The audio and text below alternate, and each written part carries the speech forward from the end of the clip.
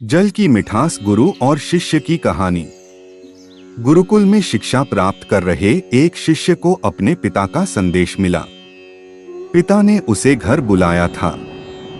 बिना देर किए शिष्य गुरु के पास गया और उनसे घर जाने की अनुमति मांगी। गुरु द्वारा अनुमति दे दी गई और अगले दिन शिष्य घर की ओर निकल पड़ा। वह पैदल चला जा रहा था। गर्मी के दिन थे। रास्ते में उसे प्यास लगाई। वह पानी का स्रोत ढूंढते हुए आगे बढ़ने लगा। रास्ते एक किनारे उसे एक कुआं दिखाई पड़ा। उसने कुएं से पानी निकाला और अपनी प्यास बुझाई। उस कुएं का पानी शीतल और मीठा था।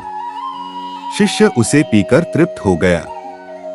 वह आगे बढ़ने को हुआ ही था कि उनके मन में विचार आया, इतना मीठा जल मैंने आज तक कभी नहीं पिया। मुझे गुरुजी के लिए यह जल ले जाना चाहिए। वह भी तो इस मीठे जल का पान करके देखें।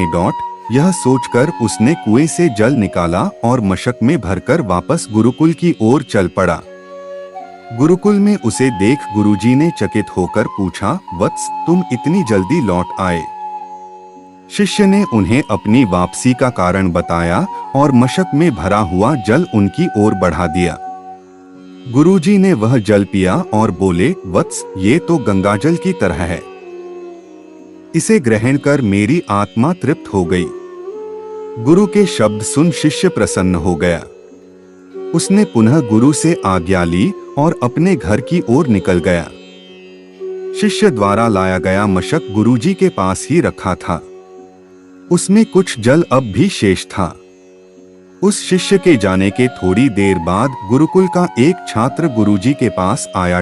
उसने वह जल पीने की इच्छा जताई तो गुरुजी ने उस मशक दे दिया। छात्र ने मशक के जल का एक घूंट अपने मुंह में भरा और तुरंत बाहर थूक दिया। वह बोला, गुरुजी, ये जल कितना कड़वा है। मैं तो उस शिष्य की आपके द्वारा की गई प्रशंसा सुन इसका स्वाद लेने आया था, किंतु अब मैं समझ नहीं पा रहा हूं कि आपके उसकी झूठी प्रशंसा क्यों की। गुरुजी ने उत्तर दिया, वत्स, हो सकता है इस जल में शीतलता और मिठास नहीं, किंतु इसमें कोई संदेह नहीं कि इसे लाने वाले के मन में अवश्य है। जब उसने वह जल पिया तो मेरे प्रति मन में उमड़े प्रेम के कारण वह मशक में जल भरकर गुरुकुल वापस लौट आया, ताकि मैं उस जल की मिठास का अनुभव कर सकूं। मैंने भी जब इस जल को ग्रहण किया तो इसका स्वाद मुझे ठीक नहीं लगा, किंतु मैं उस शिष्य के हृदय में उमड़े प्रेम को देखते हुए उसे दुख ही नहीं करना चाहता था।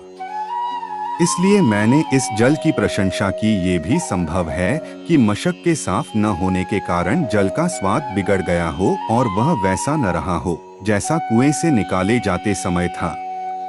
जो भी हो, मेरे लिए वह मायने नहीं रखता।